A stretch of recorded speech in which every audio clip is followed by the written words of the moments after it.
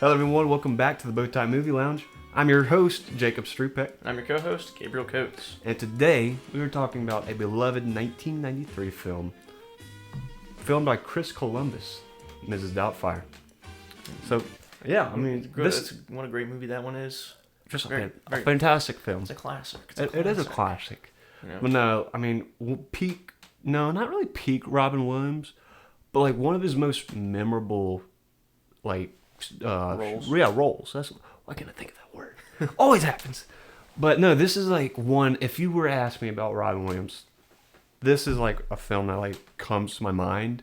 Because, I mean, it's just like, it's just sheer Robin Williams. I was about to say that exact thing. It's Robin Williams in his natural habitat. Exactly, and that's all it is. I'm drinking Dr. Pepper in this Fox mug. Very nice. But no, this film stars Robin Williams, Sally Field, Harvey Fierstein, and Pierce Brosnan, with a $25 million budget and making $441 million at the box office. Up to date, I'm pretty sure. But as I said before, this is a classic comedy that is played in everyone's home. I mean, it's hard to find someone else who has not seen this movie. Mm-hmm. It's just, it's appropriate for everybody. Everybody has seen this movie. You know, that's kind of like, you know, how we kind of want this show to be kind of like just appropriate for everybody. Mm-hmm. But this is a great example of like how it like has like adult themes. Oh yeah, but it's presented in a way that's family friendly, I guess you can call it. Yeah, I mean, like, you know, there's not a whole lot of movies that I guess bring out like divorce a whole lot, and it still manages to be family friendly and like and a comedy to have a comedy and like a divorce drama almost. It's so weird. It's an interesting combination that the movie manages to pull off very well, because trying to combine those things is very difficult, like those sort of genres. It's such a touchy subject too. It is. I feel like, I mean, I've never experienced the divorce, but there are some who have. Mm-hmm. You know, but no, I mean, just this is a phenomenal movie. And like I said before, this is like just Robin Williams, like you said, in his natural habitat. It's just like exactly what he wants. I know, it's like, because when I was looking up all the details, I noticed a lot that Chris Columbus, the director, was like, Robin, just do your thing. And you can kind of honestly tell, because some of the stuff he does, it's kind of like that can't be scripted. Yeah, there's no way. Like he had to just do that off like this, just off the whim. Yeah, just was like, you know what? I think this would fit well in this moment, and he just goes for it. Right, and it works. A lot of comedians do that because I noticed they're given a lot of creative freedoms when it comes to what they're saying or doing. Right, because it's something that they are good at as a comedian. Right, because working within the film industry, and this past week even. I don't know if I should say a name, but he's like a comedian working on this Amazon show that I'm working with right now. There was a time where, he had like a script and he followed it, but then he added stuff around it and fluffed it up. And he did it in such an amazing way where it was such a serious moment, but he made it hilarious. And I can, like, seeing that made me appreciate Robin Williams doing that in this movie, where like, he had a script, he knew what to follow, but he was able to like add stuff around it. And like, I think Robin Williams was the master of that, and just can't tell if he maybe founded that idea. I don't know. But I mean, I think we're getting a little ahead of ourselves. Do we want to do like the synopsis and stuff? Sure. I mean, the synopsis I have is pretty small. Yeah, pretty short. There we go. That's cool. Okay. Get your water. Yeah, I'm gonna take a quick little sip, clear up my throat. So, Mrs. Doubtfire is based on the 1987 novel Elias Madame Doubtfire by Anne Fine, or Annie Fine. Not really. I think it's Anne Fine. Mm-hmm. And it follows a recently divorced actor who dresses up as a female housekeeper to be able to interact with his children. Yeah, there we go. Daniel Hillard. Very short. Iphigenia Doubtfire, dear. Please.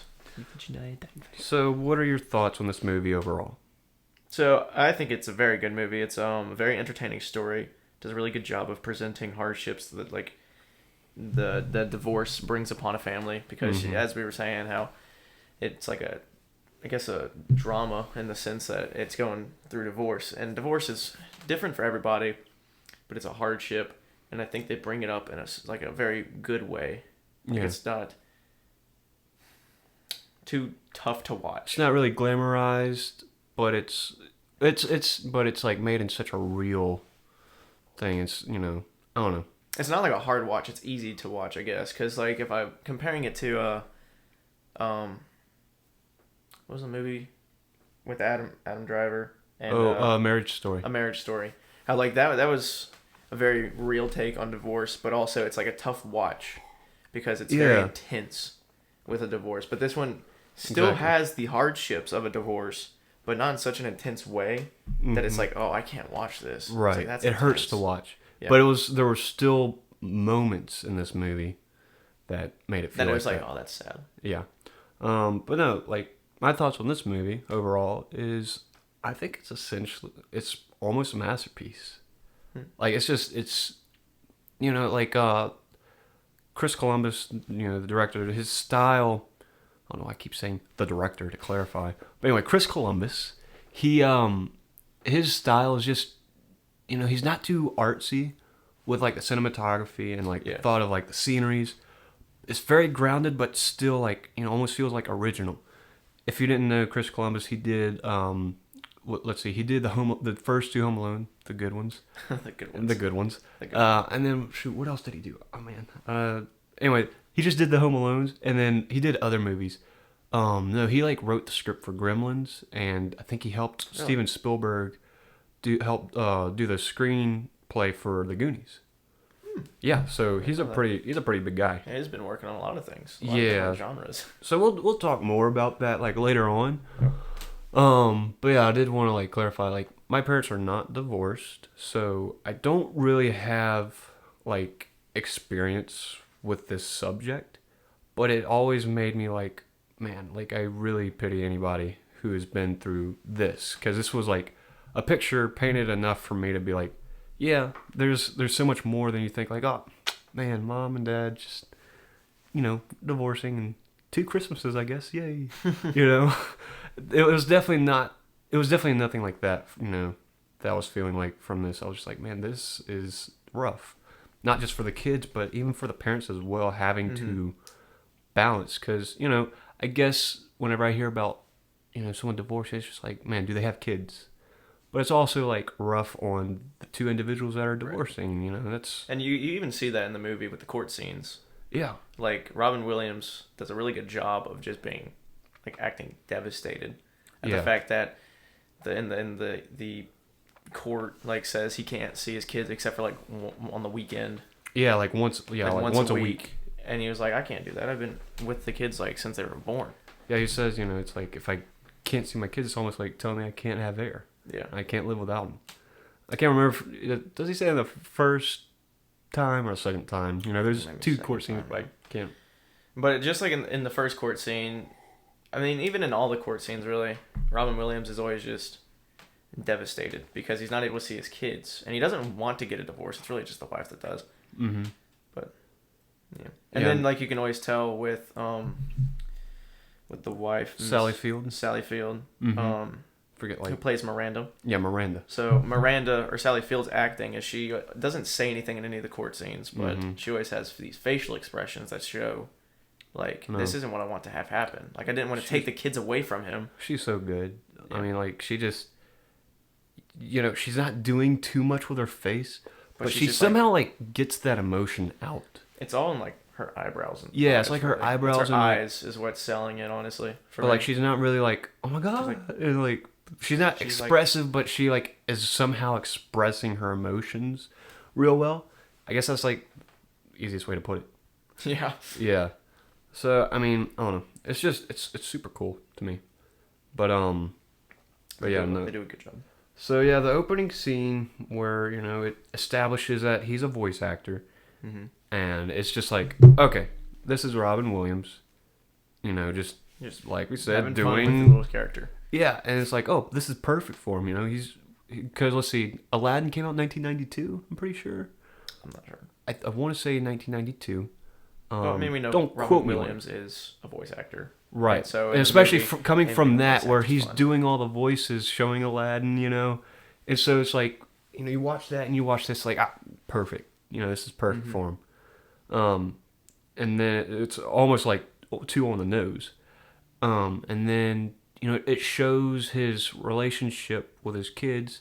Even when he, like, walks out of, like, the audition or his recording, he just walks out. And it's like, okay, so he has values. He's that a opening dad. scene does show his values, or his morals, I guess, because, the cartoon wanted to have, like, the little bird smoking a cigarette. Yeah. And it's a show for kids. And he's like, this is not something we should be showing kids. Like, Yeah. he's got morals. And so he, like, quits his job right there. Yeah. Because he doesn't want to promote this sort of thing.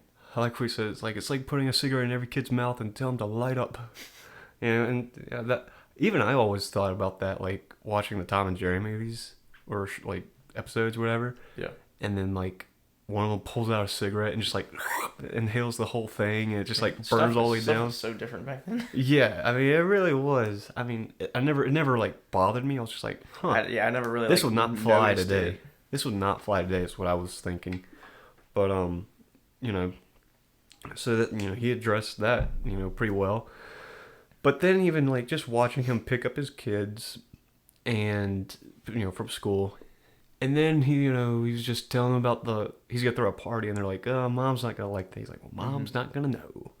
Yeah. And then like he throws a crazy party, gets all these barn animals to come, and like the Gloria, the neighbor calls. She calls, which is interesting. Apparently she like had a bigger role and a lot more scenes. Yeah, apparently there was an extended version that was released that was 30 extra minutes of basically a relationship between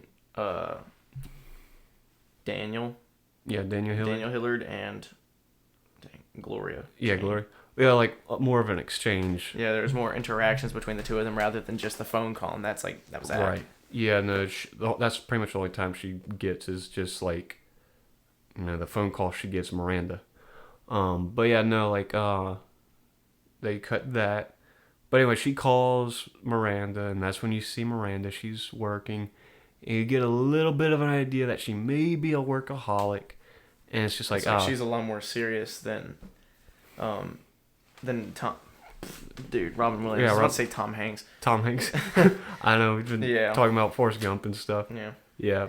But so you can tell the difference, like a big difference between the two characters, because the wife, Miranda, is like working in this big company, and then has a very high position, takes her job very seriously, and then you just saw Robin Williams or Daniel, who just quit his job and he was a voice actor, so he's got more of a goofy attitude, while she's got more of a serious attitude. Right. No, you definitely picked that up pretty quickly. Yeah. And then both actors, both Sally Field and Robin Williams, do a really good job with establishing that. And I just, I appreciate it. Yeah. No, they're pretty much polar opposites. Because then one thing I just kind of like thought of is it kind of also makes you think like, maybe this is for the best for the both of them. Yeah. Like kind of like, of course you don't want anybody to have a divorce, but it's like you're sitting there, and you're kind of thinking, maybe this is best because she's more serious, he's more goofy. They're just polar opposites. Right. It's like, is this really better for them? Right. Well, that first fight, it kind of makes them feel like an actual couple. Mm-hmm. Like they're actually married and they're actually fighting.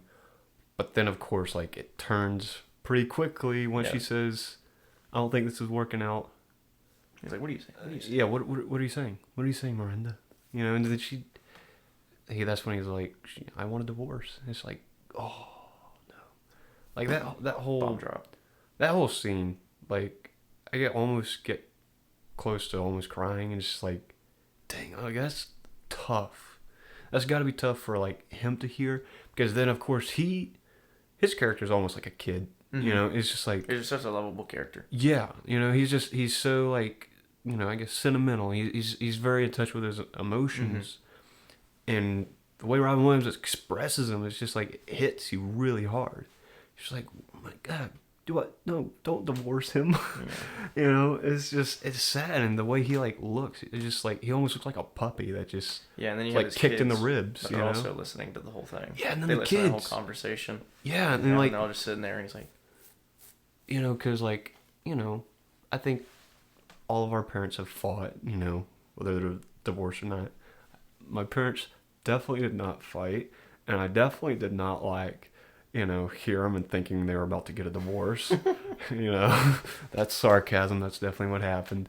But to kind of have that, and then to actually have these kids, and you're watching them, and they feel like something's coming, and then bam, just bomb drop. The whole thing just bomb drop.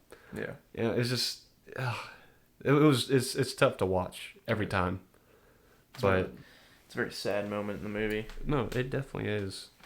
But then you get where he goes over to his brother, who. Oh, dang, what was his name? Harvey Firestein.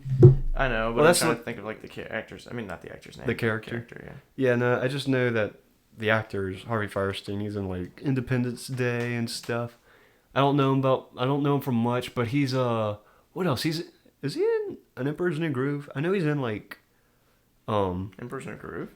I want to say he is, but I kind of feel like I'm wrong. He's in Uncle Frank Hillard. He's Uncle Frank. Uncle and Frank. Then, Jack was the boyfriend. Yeah, Aunt Jack. Aunt Jack. Yeah, Aunt Jack. He's like Uncle Frank and Aunt Jack. That's pretty. That's actually pretty fun. I love that. Yeah, that was a great duo.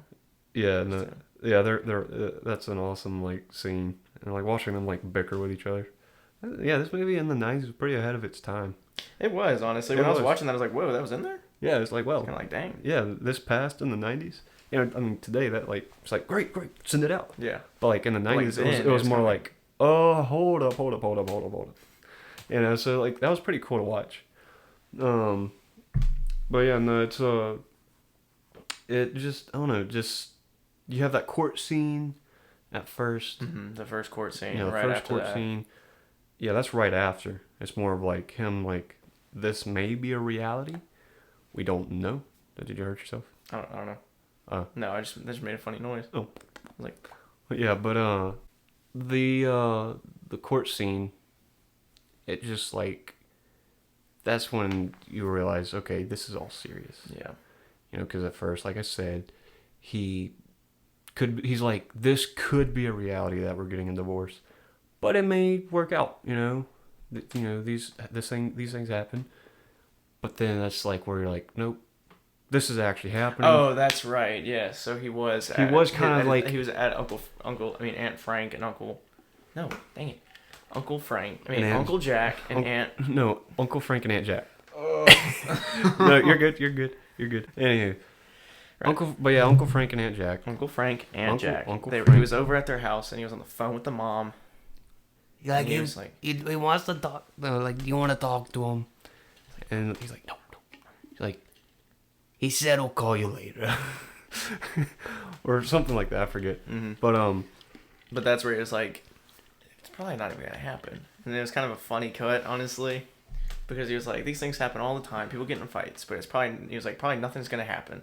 And then literally, it just cut straight to the court. And it was like, bruh. Yeah, it was almost like comedic. But then at the same time. Yeah, it's like, I found it kind of comedic, but then I was kind of like, wait, no. This is like, I guess I wouldn't, maybe dark humor? Yeah. Because it's a family getting a divorce, and they kind of made a cut kind of funny. Right.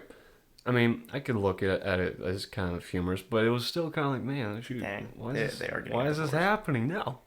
Why would you divorce Robin Williams? Yeah. I wouldn't, personally. I would. Because, I don't know, I love Robin Williams. He's so cool. Yeah, no. Bring it back down. Yeah, bring it back down. But anyway, we will talk about our love for Robin Williams and later. That'll be later. Right. But yeah, no. That is a good transition though. I like those little transitions. Kind of like, oh, it's probably not gonna happen. Then bam, like court scene room, it's happening. Yeah. But then that's where you learn, of course, like. He's only get to see his kids once. We already talked about it. Once a week up until he gets a job in a house. Yeah, once he's more stable and he's clarified to be able to help house kids, his own kids, which is crazy that someone else gets to determine if he gets to see his own kids. I get it if you're actually like a lunatic and kind of crazy, but in this case, like he's not really. But no, no,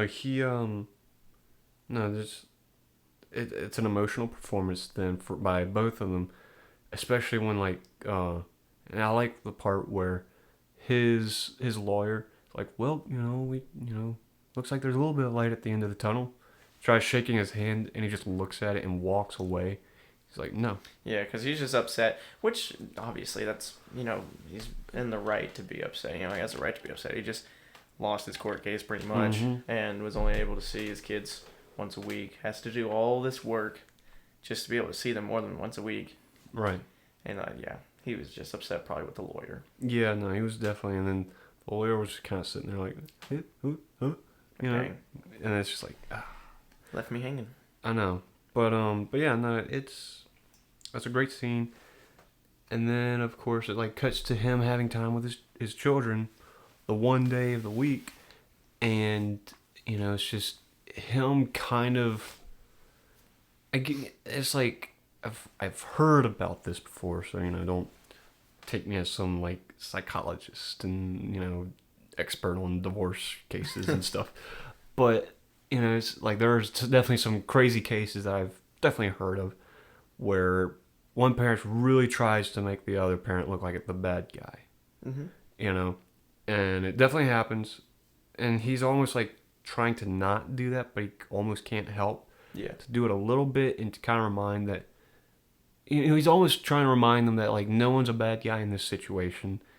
It just didn't work out. Yeah, it's kind of how I took from it, but like reassuring his kids that it's no one's fault. Right. Because sometimes what happens is like kids will look for like somebody to blame, or how you were saying they try and pin it on one parent because they don't want their kids to dislike them. Yeah, you're trying to win your own kids over. The other one who this was their fault, not mine. It's like you'd rather attend my Christmas than the other parents, type thing.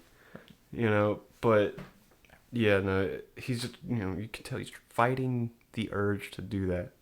Because I feel like it would be a pretty natural thing to do. It's just like, look, still good. But he's also trying to bring humor to the situation. And it goes over. Character. Yeah, I get like that sometimes, Whenever you get into like a stressful situation. I try to make everyone laugh. And sometimes it's just not good because I also do it in very poorly thought out situations. Especially, with like my girlfriend and stuff. I like do it and it's just like I need to shut up. But you see that in him in this scene and it's just like, man, he's coping with this too. And like he's having to tiptoe with his own children because it's such a touchy situation that he just doesn't exactly like want them to know literally everything about because they're just kids. Yeah. He's trying to kind of filter exactly what they're getting. And I don't know, it's such a well thought out movie is what I'm noticing. He also doesn't want the kids to blame themselves, which we see before he packs up and leaves after the court case. I totally forgot about that scene. Yeah, right before he's at their house. He's at his Daniel's at his house with the kids. It's like he packs up his stuff and he's telling all of them that it's not their fault. It just happens. Yeah, like the son. Yeah, the son was blaming himself because it was for his birthday party. And so he's like, it's my fault. He's like, no. He's like, well, no. And like, he's so good at like... Which is like the nurturing side of Daniel's character. It's he's a nurturer, without a doubt. And like, he's really good at it. He's honestly a great father. Probably not like the best at like, being a normal... Discipline. Yeah, like disciplining, of course. He's just more like, like just the fun dad. He's actually fun and he actually loves his kids. He's not just trying to be fun to be the fun parent, but he actually like loves his children. He wants the best for them. But then of course he does get more disciplining, which we'll talk about after like the whole thing where Miranda comes in to pick up the kids and he does this crazy sneaky move where she's like, yeah, I'm trying to find, a housekeeper and take care of the kids after school. And he's like, why don't I do it? She's like, I'll think about it. And that's where he's like, that's a no. So then he's like, can I see the application, whatever it is? She's like, yeah. And so he erases 2 numbers and adds 2 different, or he changes them. Yeah, he just like quickly changes some of the numbers. Yeah, and it's like a really really slick. Mm-hmm. And so, but yeah, no. So then that's where you're like, oh, what's going on here? And then it shows. So no one calls her when they're actually applying. But then, of course, he does this whole montage. The whole montage of all the different nannies or people that he creates to Exactly. just throw the mom off. Exactly. So it's like him, because you see before where he does voices, and that's such like cool. You know, it's you don't really realize that it's important because he also tells like the concierge or whatever that he's gonna be. You know, he likes I do voices, and he like does this whole thing. You're just like, what's going on? And then she's like, do you consider yourself humorous, Mr. Hillard? He's like, I used to. There was a time. But today you have proven me wrong. Thank you. It's just like, what? He's so fun. He's so hilarious. But, and then she doesn't think it's funny, of course. Yeah. but no, it, you get all these like little scenes of just showing who he is as a person, and then of course it cuts back to the other side of the family and like Miranda and how she's taking her job now super seriously. Mm-hmm. And of course then you get Pierce Brosnan. Yep. Literally James Bond walks in, he's like hello Miranda. It's like, okay, this is trouble. Yeah, the introduction of his character is pretty funny. Yeah, I like this. Like, it's always kind of like, James Bond.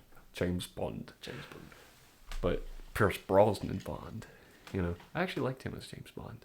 I never saw any of those. GoldenEye's the only one I've seen, and I liked it. I played the game. Yeah, I played the game as well. Yeah. Anyway. So, but yeah, no. Check out GoldenEye. It's good.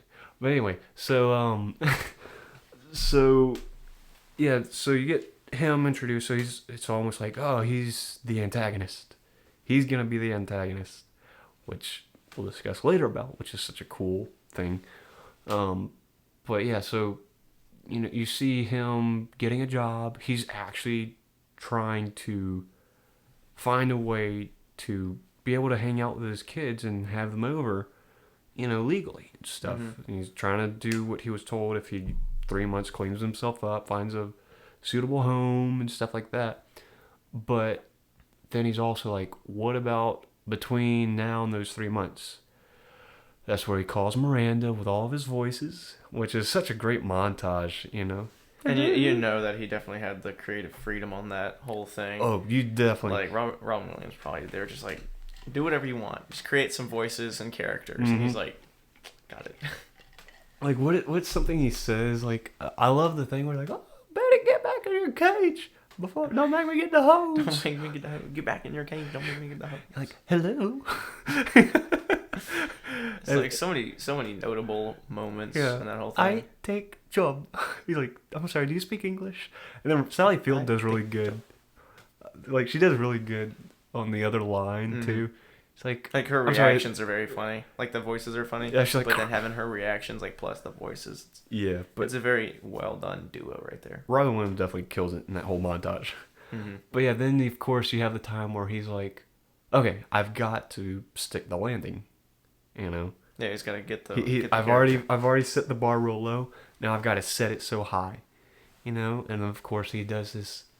Hello, my name's Doubtfire, dear. Just does this whole thing. Hello. And then, or no, she's like, hello, I'm calling in regards to the whole thing. That wasn't a good impression, but he, of course, I love how he didn't think it completely through. Yeah, he didn't think about a name for the character. Yeah, she's like, may I get your name? She's like, my name? He's like, I didn't give it to you.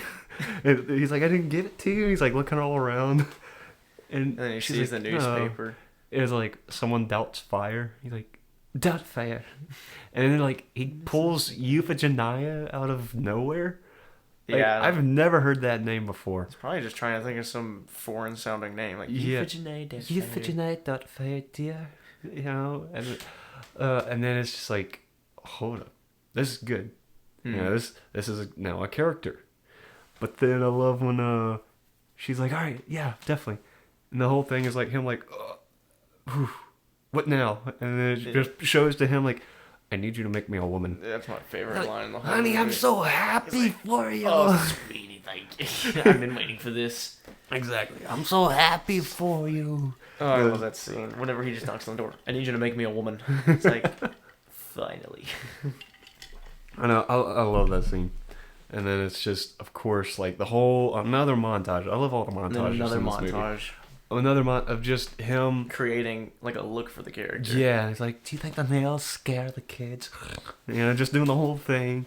And then just a lot of like they do a lot of Jewish references. I want to say because Robin Williams is Jewish. Probably. I'm not sure. But he does like a bunch of Yentl and then Fiddler on the Roof stuff. It's great, and I love it. He actually looks like Barbara Streisand at one point, who's very Jewish. Yeah, Thanos' mom, I think. Josh Brolin's mom. I don't think I've ever seen what Josh Brolin moms look like. Yentl, yeah. Barbara Streisand. She was a singer, I think. Yeah, I think she was a singer and actress. She's Jewish, and that was like a lot of references. She was involved, so they got him to look like Barbara Streisand at one point. So they made a joke about it. Anyway, they finally were like piecing it together. And like, no, more nose, more wrinkles, just going off, and they finally get it. And then it's just, then that's they see them celebrating. And it's just like, okay, they're on to something. Yeah. The character is set. We've found Mrs. Doubtfire. I don't know. One thing I didn't understand was like, why didn't he just give them the voice and then try building the character based off the voice? Because they went with all these looks that would have not matched the voice. And then he was not doing the voice, like, honey, and was just doing like a voice that would fit the look. I think like, he was. I think he just that. like made it, and then he was just like, "This is what this look sounds like. What this person would sound like." Yeah. So I guess I know why he's doing it, but then like, it's much more funnier the way they did it. Because I mean, if he would have given them the voice, then they probably would have gotten it pretty fast and wouldn't even gone with half the characters they even created. And then he was able to remember the voice too. I feel like if I called, gave a voice, went the next day, I was like, shoot, what did I sound like again? Type thing. Oh yeah. I kind of feel like that's what would have maybe happened. It's but like, how did the voice sound? I could be wrong. I could be. Not sure. But yeah, so no, that's where they find Mrs. Doubtfire. And then the rest of the movie is just a comedic, like, Gold. statue. Yeah, comedic gold. Comedy gold. But no, that's where you get introduced. I like how it's like, it shows what they get, and it doesn't show them until he walks up to the house. And it's like that cool shot of going through, like, going kind of over their shoulders. He's like walking up to the door, when he's meeting the Hillards, and they don't know. And so you're kind of like, wow, they actually did a good job with the production of making Robin Williams look like a woman. And then it's like, yeah, that's where it all happens. But then you're also like, wow, are the characters going to notice? Are his kids going to be like, your eyes look... Like, you look a lot like... You look like Dad. I mean, that was kind of like, is that going to happen? Because, I mean, the guy, Mrs. Doubtfire does kind of look like Daniel a little bit. Just a little bit. It's mostly the face shape. Or, like, mainly the eyes. And, like, eyes. the bright... He has those bright eyes. But I feel like we just feel like it looks like Robin Williams or Daniel because we know who it is. Like, I mean, I feel like if my dad were to dress up in a old lady outfit and went and told me, I wouldn't have been suspicious. Like, that, he looks like, I mean, I might have said, like, that kind of looks like my dad, but I would have never thought that was my dad. Yeah, especially if your dad killed it with the voice, which, does his family not know that he does voices? I mean, everybody's voice would be like yeah. Like, but he I wouldn't have I guess this is when he went all out just to see his children.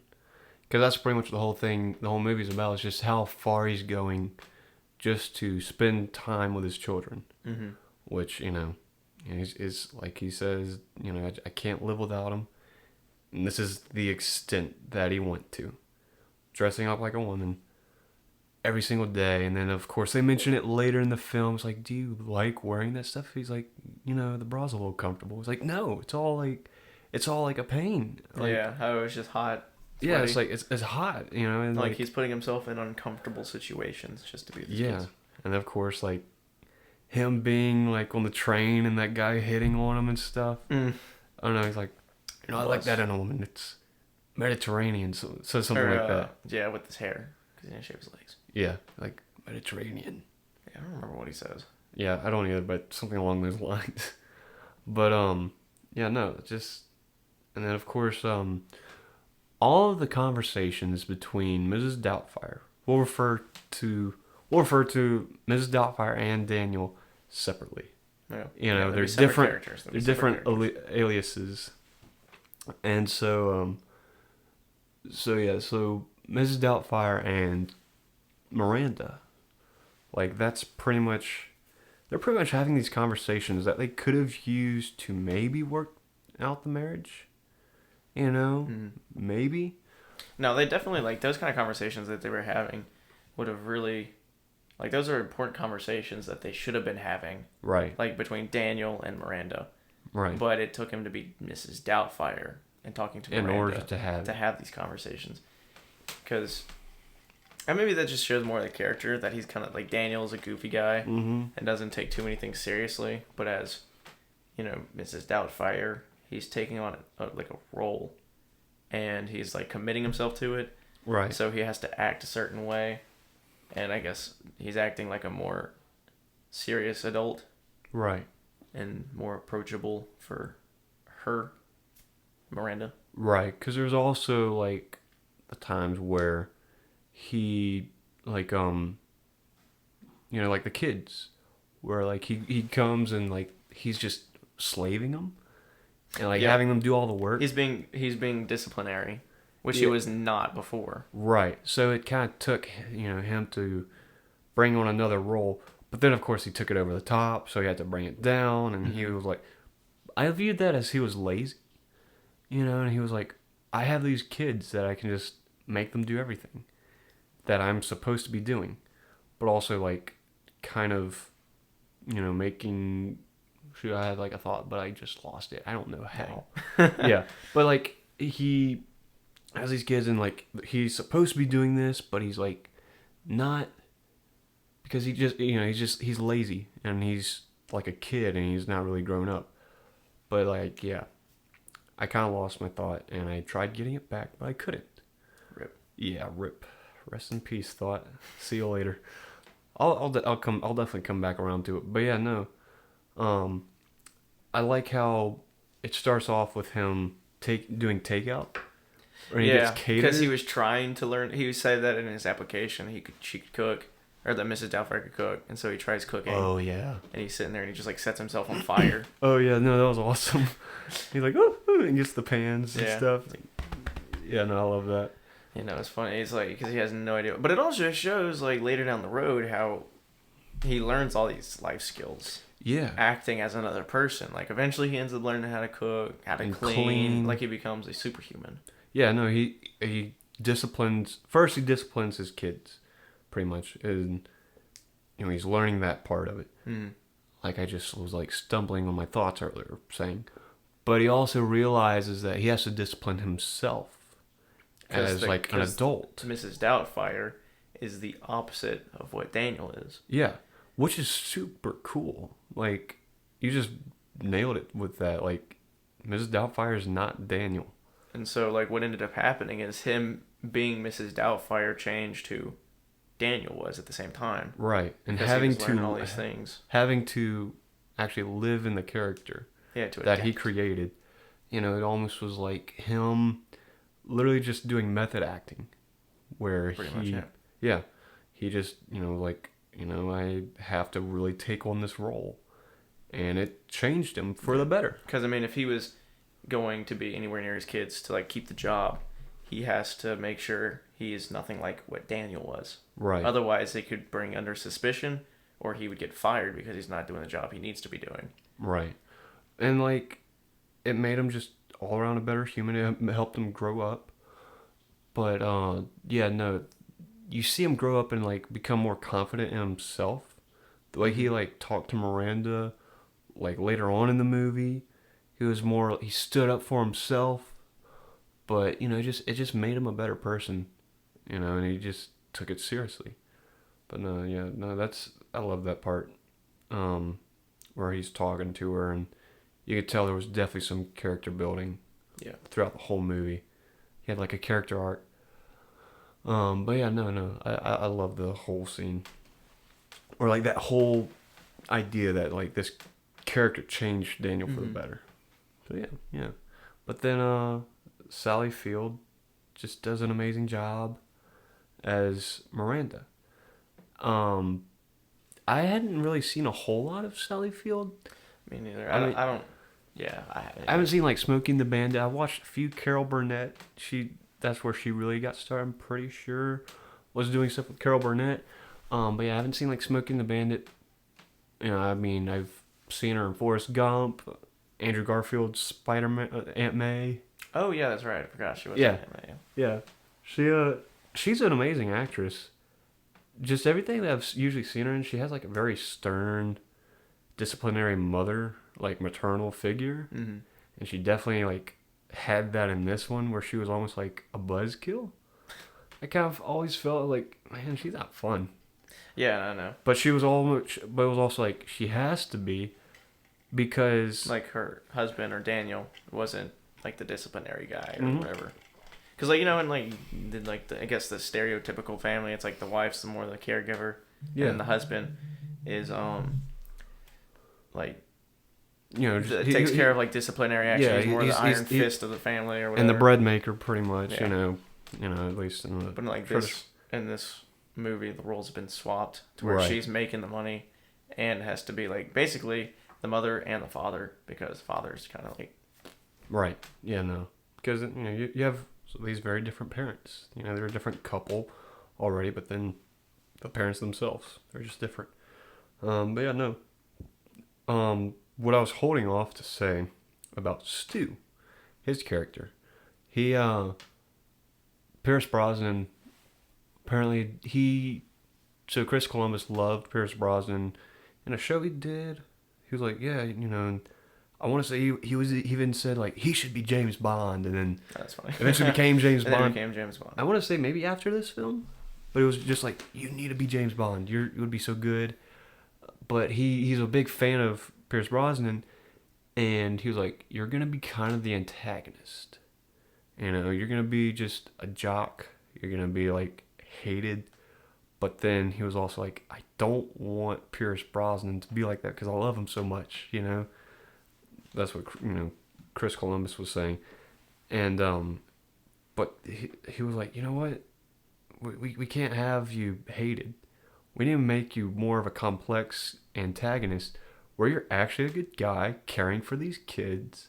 The only thing that he does that's remotely like, ooh, is when he says like, oh no, their father is an idiot, And like at that pool scene, he's like, calling me an idiot, and hurls the fruit. Like, they'll run by fruiting. Getting fruit. He'll run by fruiting. Yeah, drive by fruiting. And then he's just, oh man, all these lines. Yeah, with Stu, that was one thing I kind of like about the introduction of Stu, or just like his character in general, is like the movie doesn't make him out to be the bad guy. Like he's not, like he's an antagonist mostly because of Robin Williams' character not wanting them to be right. He's together. In your mind made out as an antagonist, but like in reality, it's like the dude's not. He's like a super nice guy. Yeah, he's not. He's kind of a threat. He's a threat to Daniel. Yeah, he is a threat to Daniel. And because everybody likes Daniel, you're kind of rooting for him. Yeah, he gets him back. Course. Yeah, you're rooting for Daniel, and so you're feeling his threat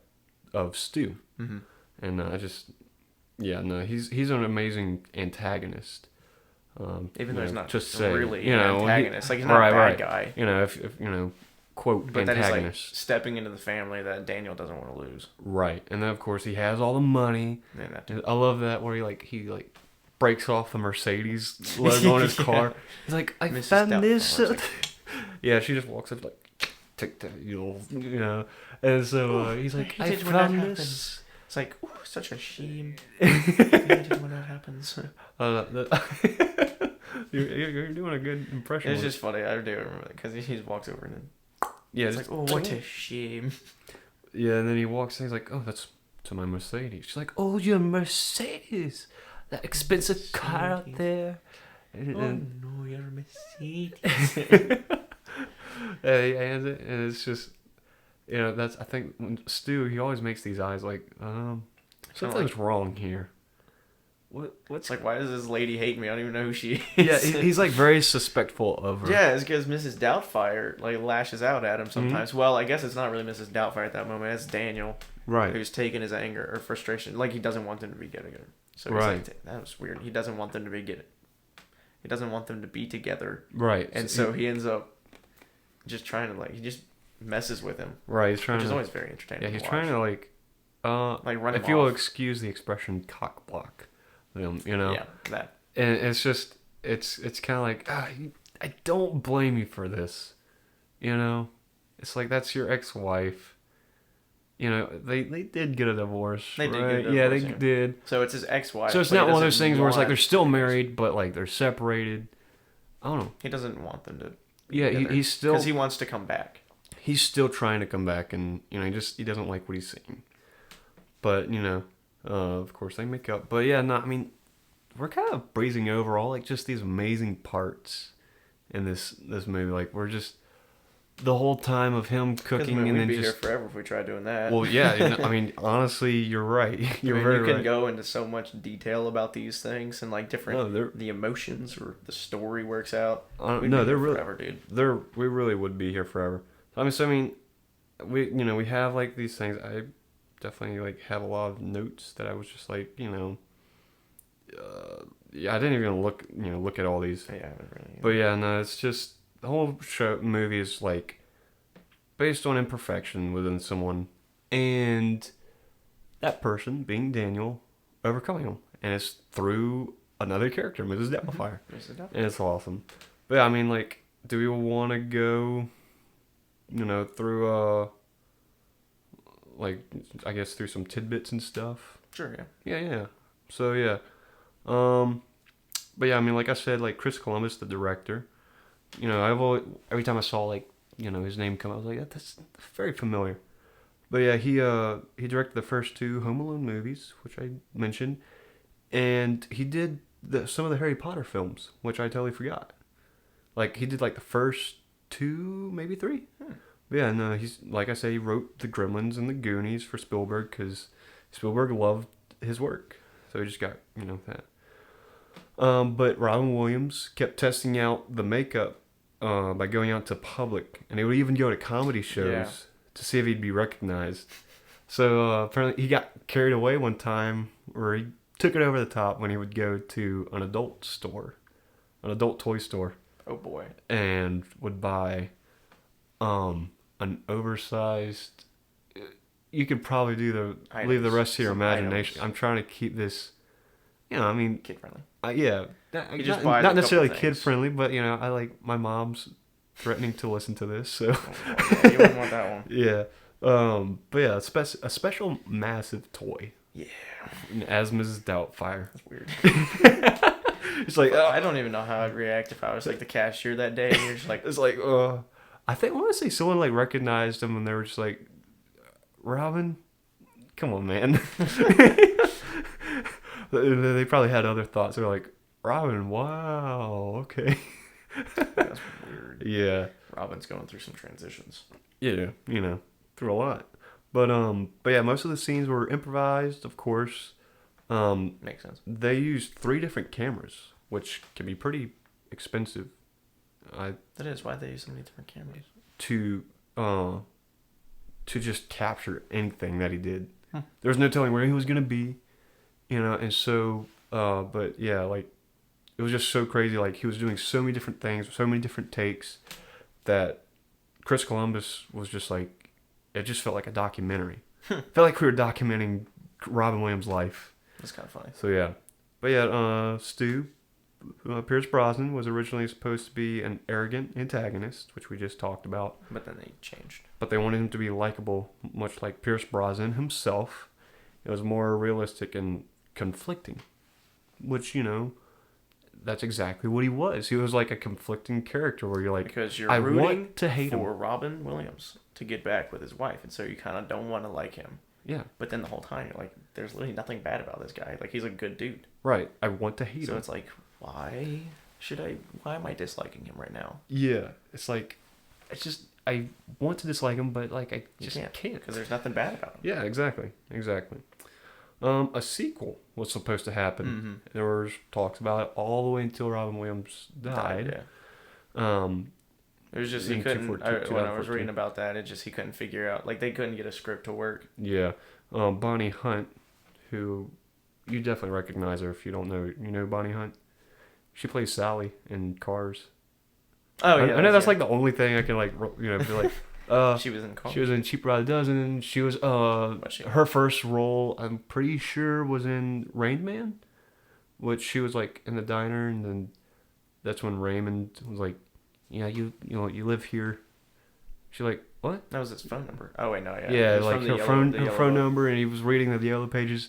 She was in the diner. She's a good actress, but she apparently wrote a script, and apparently a lot of people didn't like it. Sad to say, but it was just, it was hard to make one. But yeah, the improvising brought a lot of good, but made it hard for executives, like executive producers, because he would reference so much to like pop culture, and he, like, of course you have to have rights for those. Like, he would make references to like another company's stuff, and they would be like, hey, Robin Williams made a really good scene. We kind of need to, like, use that reference. And so they have to buy those references and the rights to it and stuff. So yeah, pretty tough. I mean, it works out well, probably in the end. But now you got to spend like this extra money. Right. Just so you can say the name of the company. Exactly. But yeah, no, so there's some tidbits. But no, before we really like go into like crazy, like, I guess detail like the categories, we didn't really like close it off with like what happens in the end, and then like I felt like we could talk about the kids a little more. I liked the kids. We'll start off with the kids because we kind of left them out. They all did really great. They did really good. Their personalities were all different. Like the oldest daughter, she felt like an oldest child.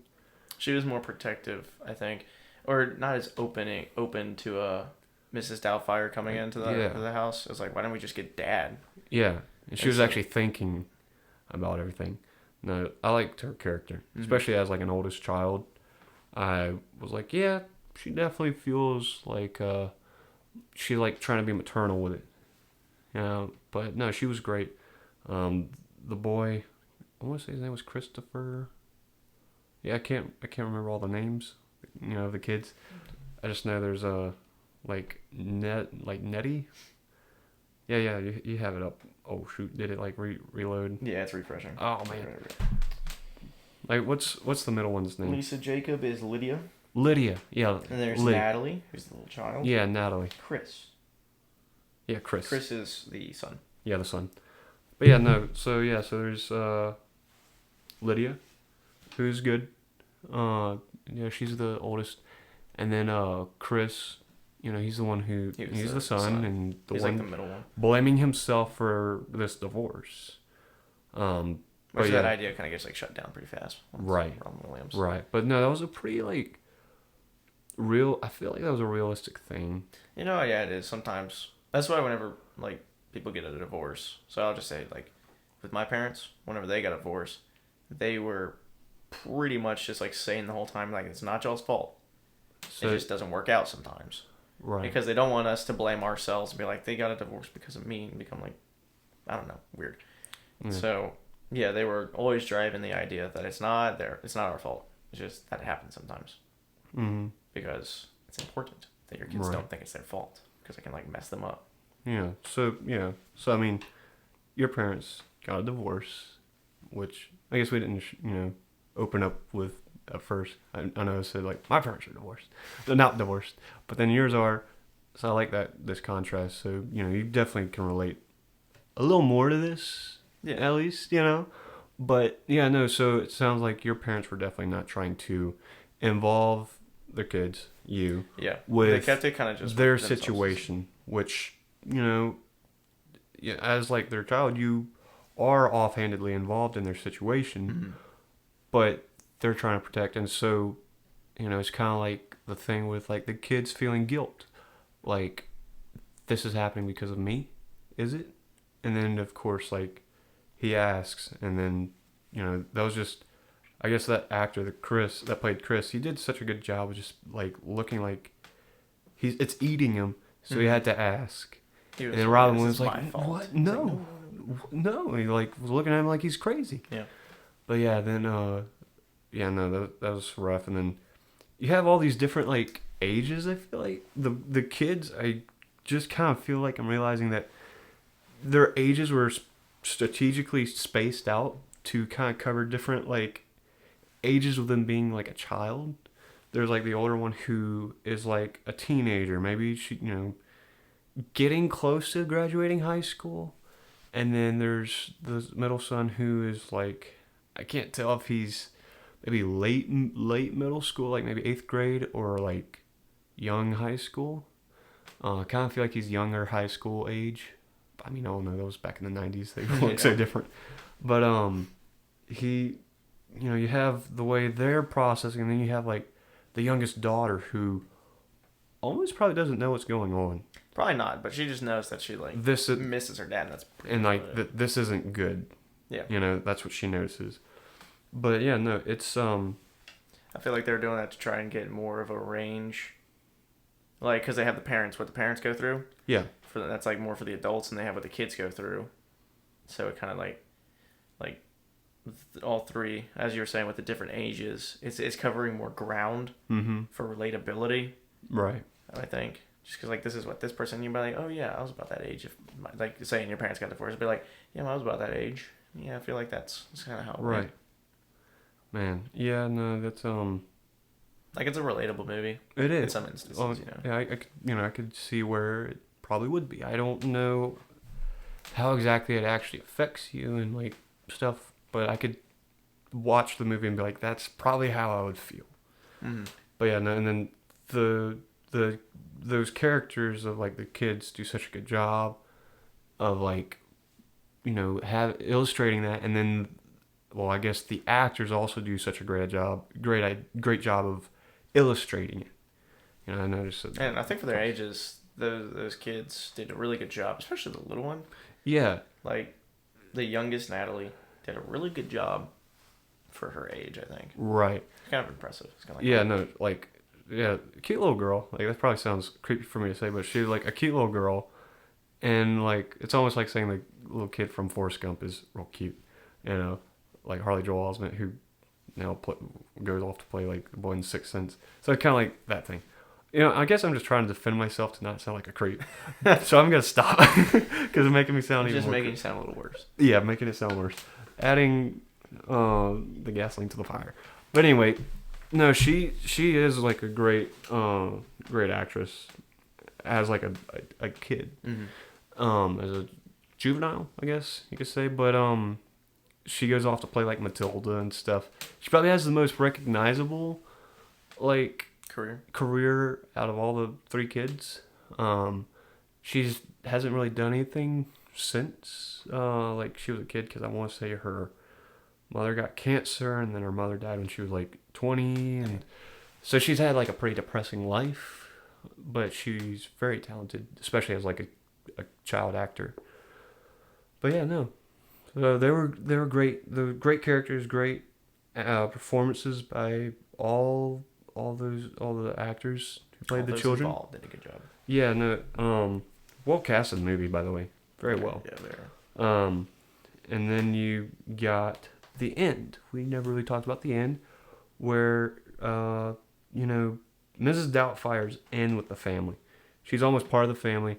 There's that conflict. She is part of a family. That's why they want her at, like, the child's birthday, which kind of brings on a big conflict. Kind of like the climax of the story. It's like, oh boy, here we go. Yeah, she's invited to Miranda's. Because she's invited to Natalie's birthday. Is it Natalie's or Miranda's? I want to say it was Miranda's. Yeah, it was Miranda's. Is it Miranda's? Okay. Yeah, it was Miranda's birthday, where Stu's taking her out on a dinner date, and the whole family's invited. Mm-hmm. Realistically, probably would have just had just Miranda take her out on a fancy date. But then I feel like he's also like, I want to take the kids out, too. Bonding. And then it's like, when I'm Mrs. Doubtfire, he's like, oh, okay, great. This woman doesn't like me. Yeah. So she comes, but no, that because draws Daniel conflict. is invited to the same restaurant at the same time to meet with the producer of like a TV the show to create a TV show. So yeah, he's pretty much, Daniel doesn't really know like exactly what's going on. No, he's like, we'll talk about maybe some TV show ideas and stuff.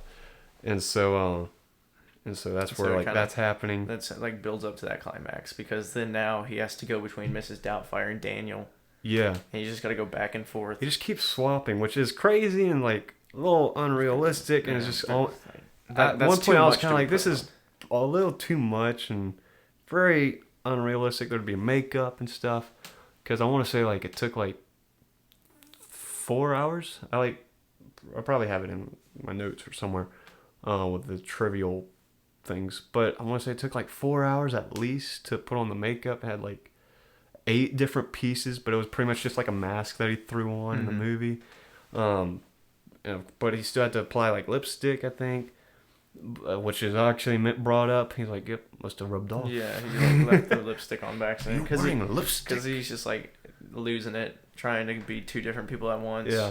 And it's like he just can't. He keeps forgetting about. And then he's just drinking. It's just like, oh no, it's all gonna. The cards are gonna fold. Mm-hmm.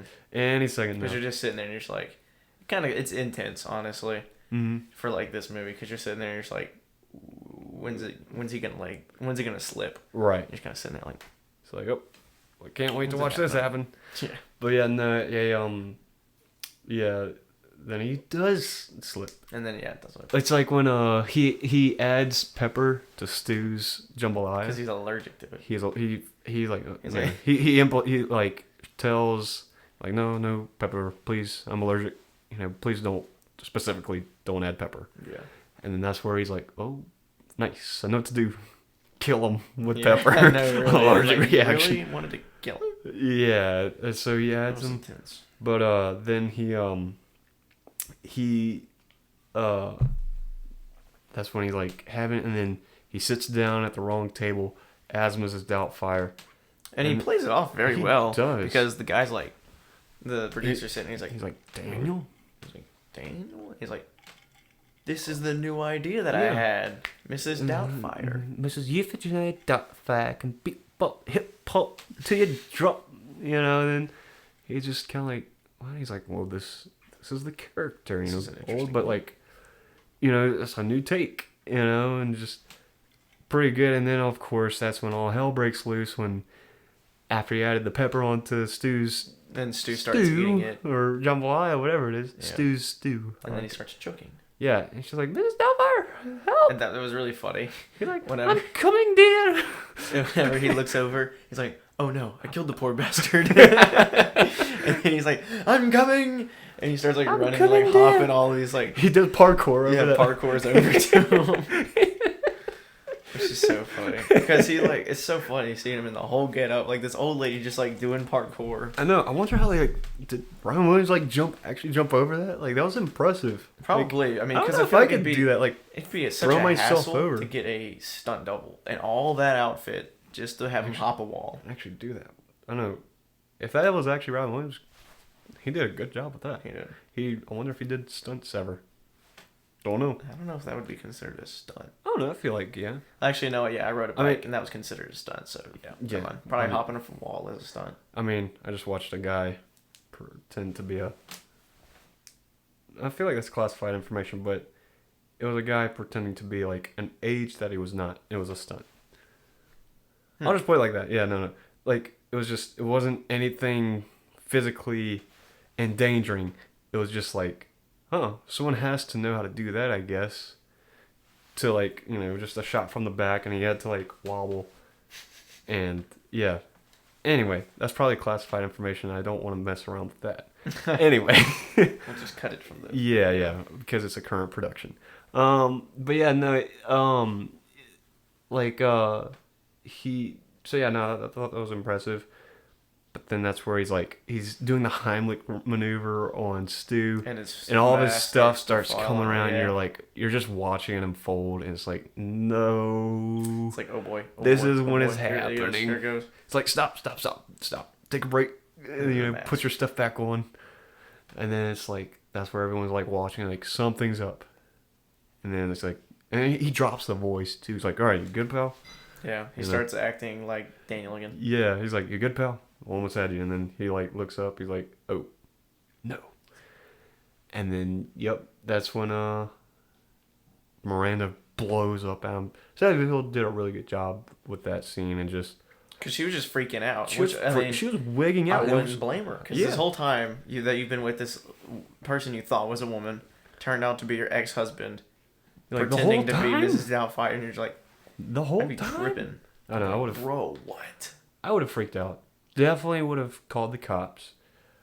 Thrown a couple restraining orders, maybe. Maybe, yeah. Yeah, because that's because just... what it says, because it shows the kids, and they're just like, I'm sorry, and it's like, oh man, and then then the kids are like, they're like, I'm sorry, Dad, I know you tried. There's nothing they can do.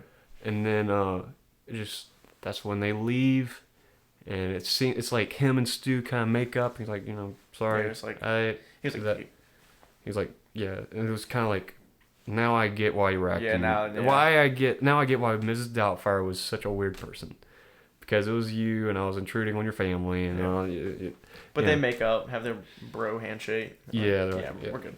Cool. And so he's like, yep, sorry about that. He's like, yeah, it's good. But great scene, and transitions to the final court scene. The final court case, where it's like, they're pretty much like, this is crazy. Yeah, you should be admitted into a mental hospital, because this is inappropriate behavior, and you were posing as a woman for a long time and being someone who you are not. And it was kind of like, this is definitely justifiable, because you're kind of like, the whole time you're like, man, this is funny, and this is normal that he's. But then it goes back to being reality. A woman, and then you're kind of like, you know what? Actually, once they get back in the court case, it's like, dude, you're nuts. Yeah, you almost kind of switch on Daniel, you're like, you were right. That's kind of crazy. That's kind of a crazy idea. Whack. Yeah, no, which is crazy to think about how quickly you can change on that character. And I never really realized, but you also feel so much pity for him. You're just like, no, this can't be happening. No, run, Daniel, run. He was not able to see his kids for what was that? And without a concierge and stuff. Yeah, that's right. He had to see them with someone supervising. Yeah, like a supervisor. I don't know why I couldn't think of that word. It's liaison, I think. Yeah, liaison. Yeah. I don't know why I keep saying concierge. It sounds fancy. Someone else, another job. It sounds fancy. Yeah, but anyway, so that's where you see him. I screwed up. I know. I'm dealing with this myself. I did this to myself, but please, is there anything I can do to not have this? And you just see this. Yeah, the behavior was crazy, because I'm crazy for my kids, and I think that's where he says it's like telling me I can't see my kids. You're telling me I can't live without air, and we know how that is. And good speech done by Robin Williams, but then of course it's man, this is definitely what you had coming. But then you see in Miranda's eyes, Sally Field does it's another moment where she's she's just sitting there, doesn't say anything, because you know what she's thinking. She can't, I don't think, because you don't want to mess up your case. Right, but you also can just tell what she's thinking. She actually pities him, and yeah, cause she's it makes sense, and you could tell she feels a little bit of guilt, because she didn't want to take the kids away from him. She just wanted a divorce, and that was it. Right, but then she's also I did this, pretty much. I made him act this way and act out. So it's just kind of oh man, this is tough. So I don't know. Yeah, no, that's a hard scene, and then it cuts to him having his own shows, Mrs. Doubtfire, because like, of course, before he was making fun of like an old geezer's show, kind of Like some Mrs. talking about dinosaurs. Yeah, you're like, well, and then that's when he acts up, and that guy's, the producer sees him, and then like we mentioned, they were meeting in the restaurant, and like an interview for it, so he gets it. And I don't know how he got it, with that whole thing going down in front of, the producer. He was definitely still had to be there. He didn't just walk off. Yeah, yeah. So he still got it somehow, which, it's like, oh, light at the end of the tunnel, pretty much. And then, Miranda, that's where they start talking about Mrs. Doubtfire, without him there. And, like, they're like, I miss Mrs. Doubtfire. She always had the house clean and cooked for us and made us feel safe. And then Miranda's like, yeah, I do miss it, and she starts She's like, what reminiscing. are you talking about? And then she's like, but he's not real. She's not real. real. She's crazy. And then all of a sudden it comes on, like, oh, he's got his own show now. Yeah, he must be making the big bucks and stuff. But then that's when she goes to him to pretty much apologize and like, look, I kind of want to work this out. And then Just pause for a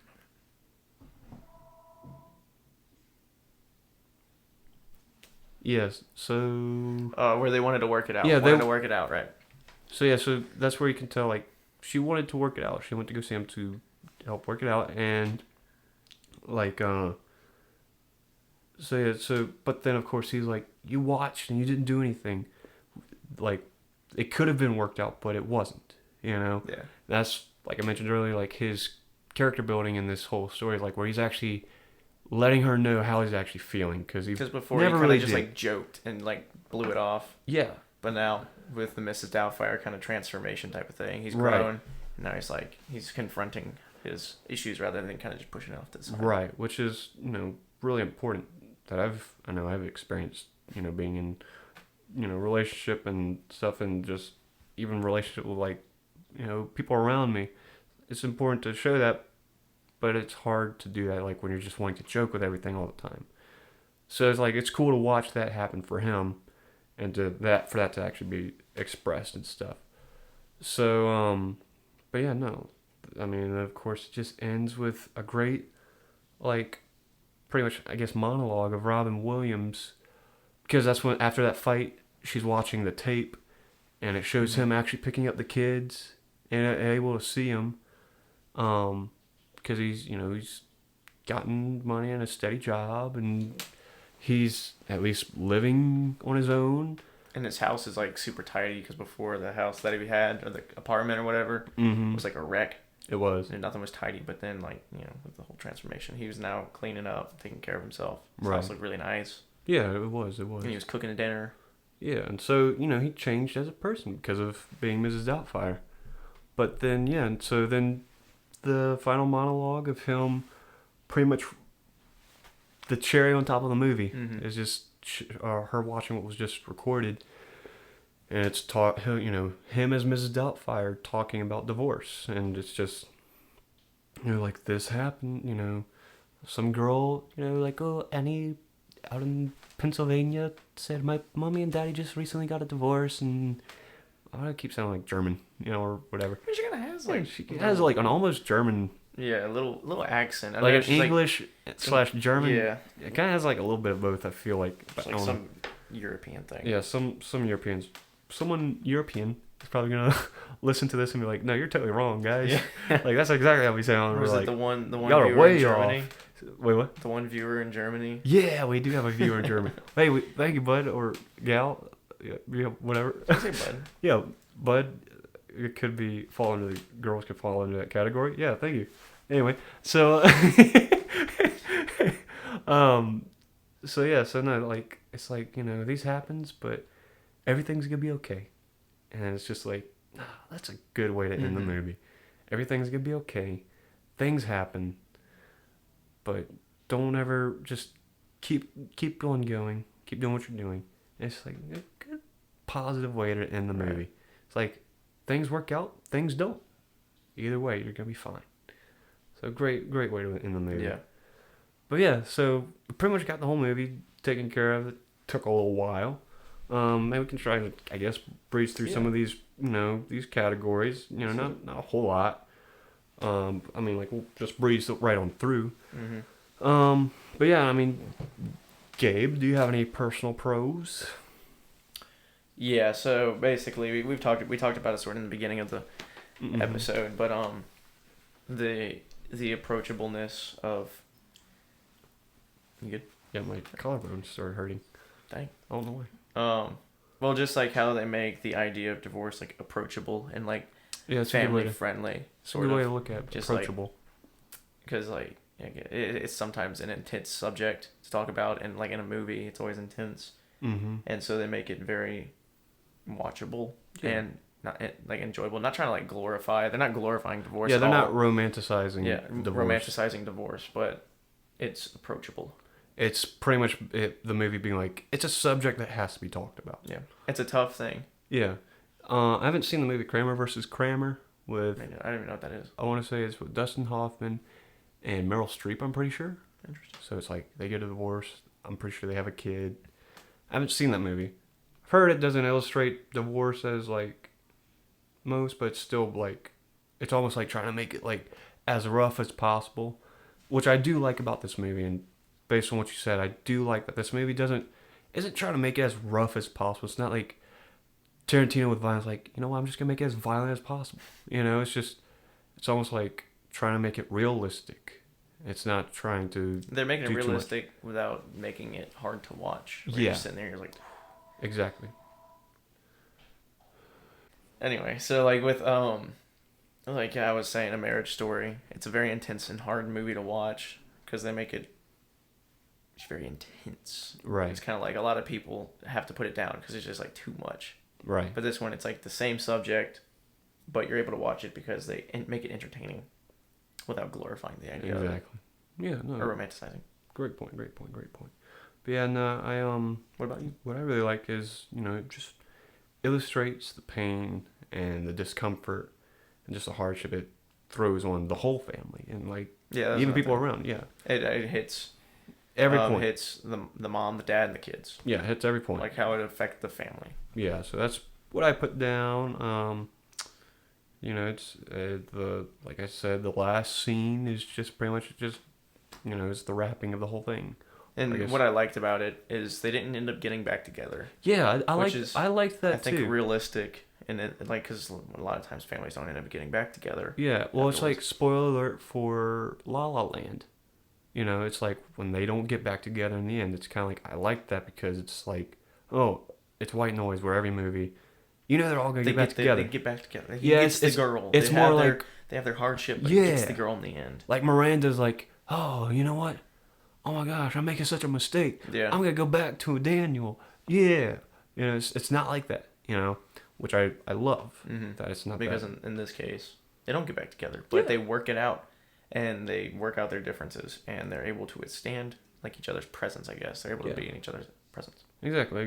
And they're friends.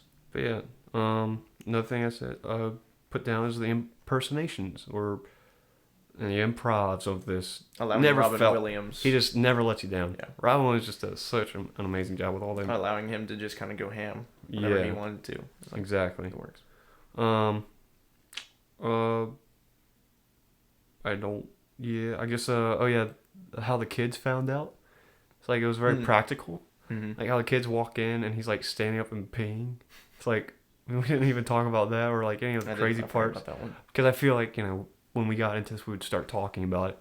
But like, the kids like they walk in on him peeing upright, and it's like, even like as a little kid, and like as a boy, I was like, yeah, I'm pretty sure girls don't stand up and pee, So it's kind of like, oh, he's caught. Yeah, it's just funny. He's done. And then of course, like they're like, we've got a freak in our house, I mean, like that would definitely not go too well with things today, all that. But it's like we've got someone who is not who they say they are in here, because it's hard to think of an old English woman having been biologically a man. Yeah. It's like that doesn't add up. So they're like, oh my gosh. Yeah. And so funny. And then if Chris curses and he's like, "Watch your mouth, young man." They're like, Yeah. "It's Dad." Whoa. So yeah. So that was a pro of mine. Do you have any cons? What are your cons? I don't have any cons. Really? I guess mine was Sally Field. Like I said, Yeah. she's always like She was a little always strict. She's always the buzzkill. Yeah, she was too much of a buzzkill. But she's a great actress. You know, I think that's just feel like like the her character. her maternal character should have been a little more likable. She was never really too like, oh, you know what? I really like Miranda. You know, it was always like hate her because she's not getting back with Daniel. She's not giving him a shot. Type thing. She was always like shooting down on everything. Right. She's like, Yeah, exactly. Do you have any questions needing answers? not really. Like they don't really leave anything up in the air. Yeah. Guess maybe what happened to what was his name? Stu? Stu. Yeah, Yeah. Stu. Just like kind of what happened to him. That's pretty much mine. Like my first one was like, what was Miranda thinking in the end? Like, was she thinking like, you know, like he finally understands, you know, or like, you know, like she's like, oh, you know what, he's right, kind of thing. Like, you know, things don't work out. You know, it's just kind of like, I don't know. I don't know why. Like, it's just what was she thinking in the end? I don't know.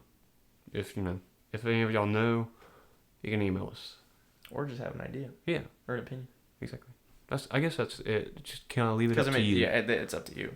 You know, it's like it kind of goes with my next question. Like, do they get back together? Like after I the don't want them to. and the end credits? Yeah, it's like you don't want them to. Just because I think it made the ending better that they didn't get back together. Right, but then it also like it would feel good if they actually did. You know, it's that too. So it's like, was she thinking about getting back together with him?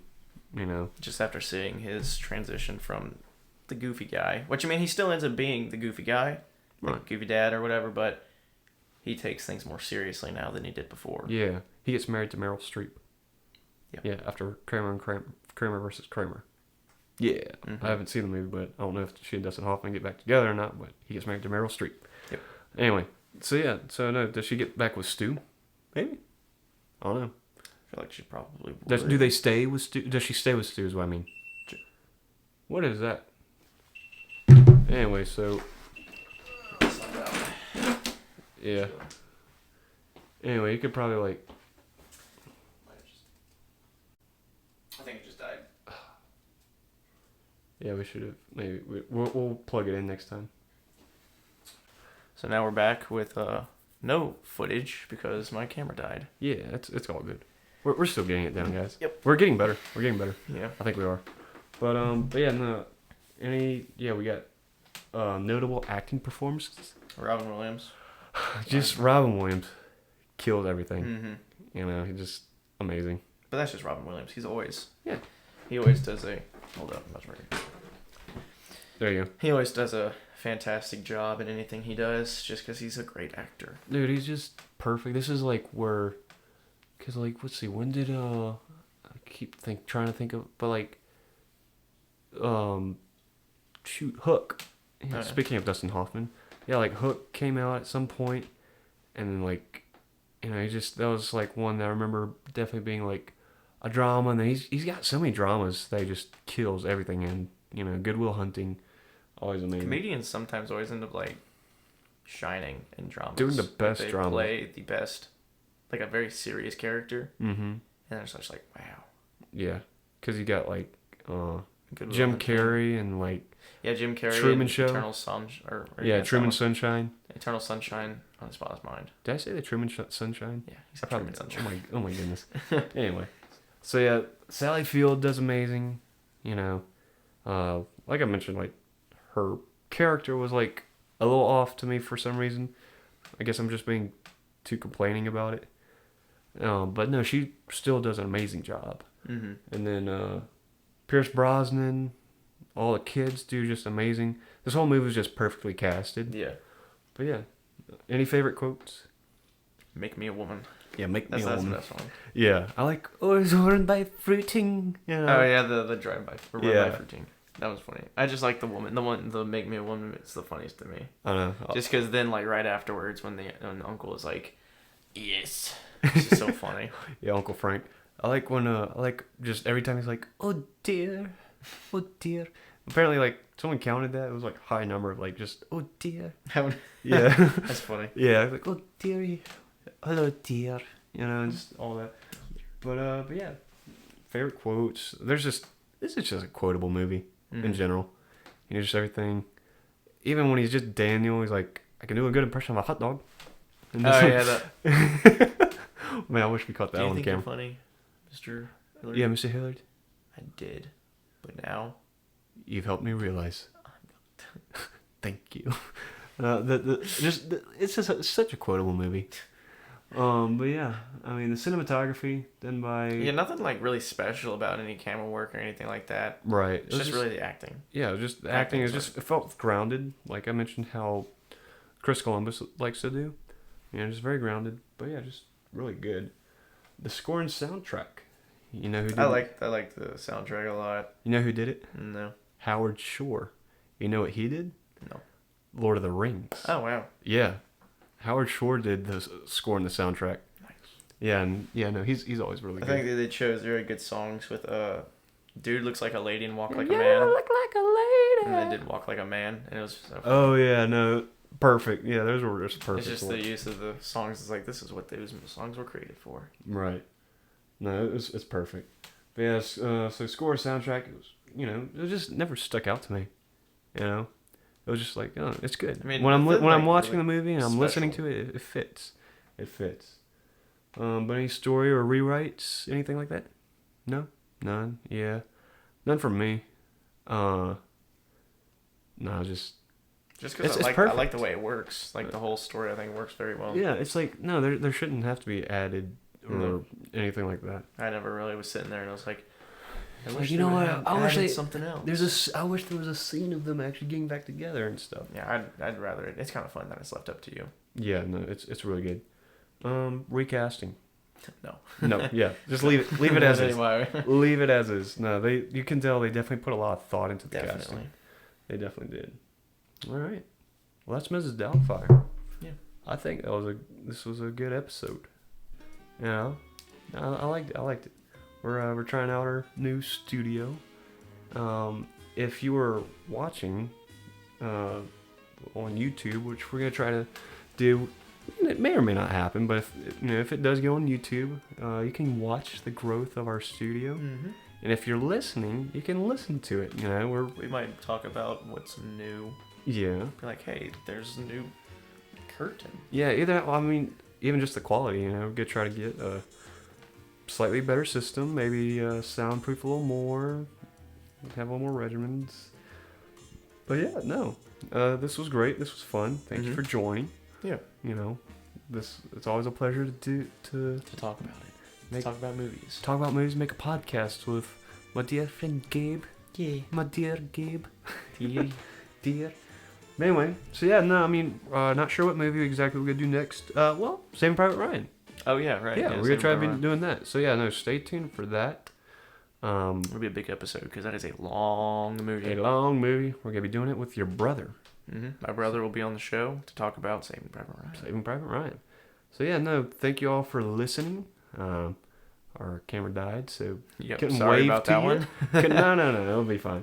So just imagine us waving to you and just wanting to give you a hug, and just a nice welcome and a handshake. How about that? A handshake for the gentlemen and a hug for the ladies. That was a bad voice crack.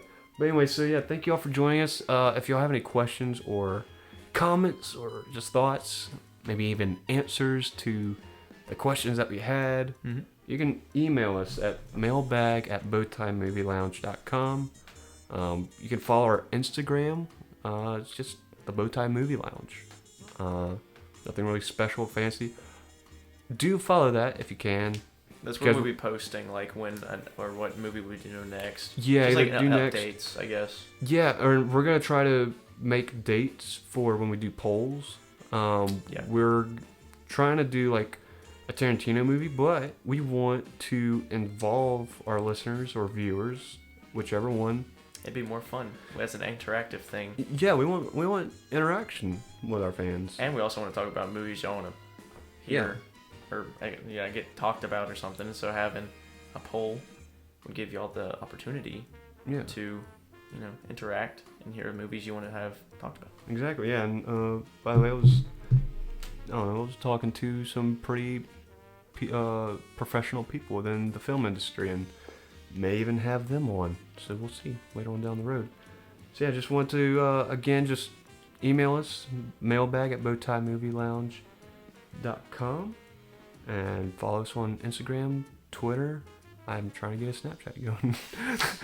So anyway, so thank you all for joining us. We'll catch you next time at the Bowtie Movie Lounge. Adios. Bye.